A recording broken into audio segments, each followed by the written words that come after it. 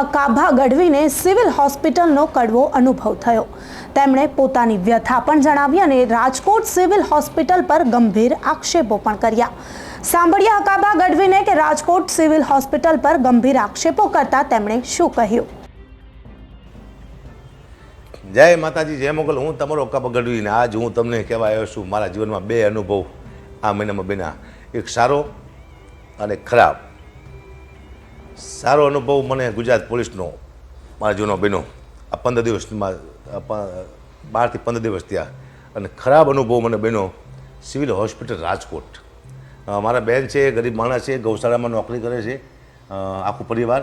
અને એ લોકો ચાલતા ચાલતા રાજકોટથી જતા હતા હળવદ માતાજી દર્શન કરવા માટે અને વચમાં એક ગાડીવાળાએ મારા બેન રાતે 5 વાગે 5 થી 6 સાડા 5 ઉડાડી દીધા ગાડીવાળાએ। ગાડીવાળો વહી ગયો અને એમરેજ થઈ ગયું, બેભાન થઈ ગયા હતા। અમે લઈ ગયા સીધા, એ લોકો લઈ ગયા મોરબી સિવિલમાં। એટલે એ કીધું કે અહીંયા નહીં, તમે રાજકોટ સિવિલમાં લઈ જાઓ ફટાફટ। અહીંયા કલાક 2 કલાક અહીંયા બેગડા, ટાંકા બાકા લીધા, લોહી નીકળી ગયું જાજુ એવું। પછી સીધા સિવિલ હોસ્પિટલમાં રાજકોટ આવ્યા। હું અહીંયા પગી ગયો, પણ સાહેબ એટલું ખરાબ અનુભવ મને સિવિલ હોસ્પિટલનો થયો છે। હું આપ સૌને કહું છું, સરકાર પૂરું ધ્યાન આપે છે, પણ અંદર હોસ્પિટલવાળા કોઈ ડૉક્ટર ધ્યાન ના આપતા। સરકાર પૂરી દવા આપે છે, હોસ્પિટલવાળા નથી આપતા। તમામ ડૉક્ટરોની સુવિધા છે, જેટલી પ્રાઇવેટમાં ન એટલી સિવિલમાં હોસ્પિટલમાં સુવિધા આવ્યું છે, પણ કોઈએ ધ્યાન આપ્યું નથી। સાહેબ 5 કલાકે સિટી સ્કેન થયું છે મારા બેનનું। 5 કલાકમાં માણસ મરી જાય। લાઈન હતી આમ 10-12 જણાની ખાટલાની। આપ સીસીટીવી કેમેરા છે, આપ જોઈ શકો છો અહીંયા જઈને તમે। લાઈન હતી આમ। એટલે મેં કીધું ભાઈ ફટાફટ આમ લઈ લો, સિરિયસ છે કીધું। તો એ લુખો વાત કરતો, મેં ડૉક્ટર મારી સાથે વાત કરતો કે વારો આવે ત્યારે આવે, બાકી ન આવે તો બે જાઓ શાંતિથી કે। কিন্তু ભાઈ હું હકાભા ગઢવી છું, કલાકાર છું, તું મારે આવું વર્તન ભાઈ તમે ડૉક્ટર સાહેબ આવું કરો છો તો નાના માણસ શું થતું છે અહીંયા? હું એ વિચાર કરું છું, નાના માણસ તમે શું જવાબ આપતા છો અહીંયા કરે? અને સાહેબ મેં એમ કીધું, હું એમને કીધું તમે મારો વાળો પહેલાં લઈ લો એમ, પણ આમાં સિરિયસ કોણ છે તમે જરા જો, એને તમે પહેલાં લો। કોઈ નહીં, 5 કલાકે સિટી સ્કેન થયું, 3 કલાકે તો ડૉક્ટર આવે છે, ડૉક્ટર મગજનો ડૉક્ટર હોય ને એ 3 કલાકે આવે છે।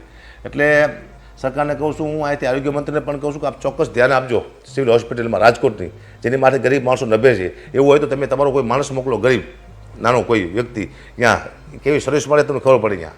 અને એટલું બેકાર સર્વિસ છે।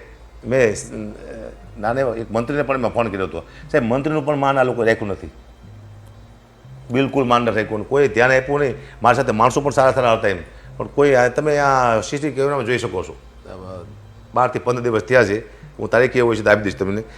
સિવિલ હોસ્પિટલનું બધા ન્યૂઝ જોવાની વિનંતી કરું છું। આપણે ચોક્કસ રાજકોટ સિવિલ હોસ્પિટલમાં જાઓ અને એક દર્દીને પૂછો, દર્દીને કે તમારી હાલત શું છે અહીંયા આગળ।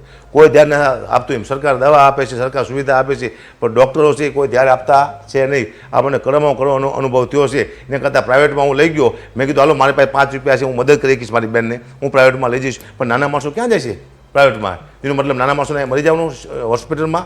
આવી ખરાબમાં ખરાબ સેવા આપે છે આ સિવિલ હોસ્પિટલમાં। આપ ચોક્કસ આનું ધ્યાન આપજો પહેલાં।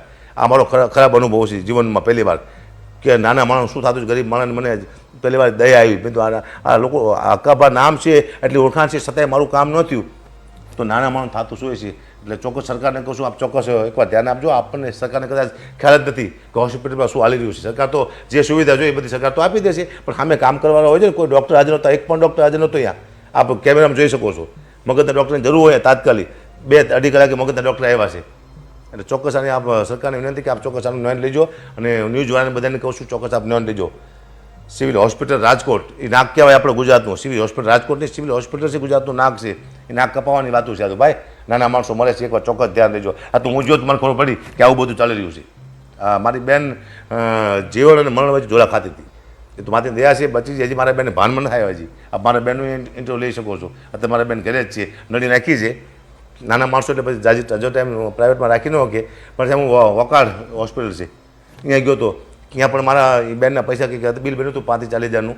એ લોકોએ મેં કીધું ભાઈ નાના માણસો છે તો પ્રાઇવેટ ડૉક્ટર નહીં સારા, ઓછા પૈસા લીધા, અડધા પૈસામાં દવા કરી દીધી। વકાળવાળાએ અડધા પૈસા રજા આપ્યા પછી હું સ્ટર્લિંગમાં લઈ ગયો, વધુ બીમાર હતા એટલે, પણ પૈસા આપ્યા પછી અડધા પૈસા પાછા આપ્યા વકાળમાંથી। એથી વિશેષ મહેતા સાહેબ કરીને છે, રૂપેશભાઈ મહેતા સ્ટર્લિંગમાં, એમને મેં વાત કરી, મેં કીધું સાહેબ નાના માણસો છે એ દાખલ કરી દો।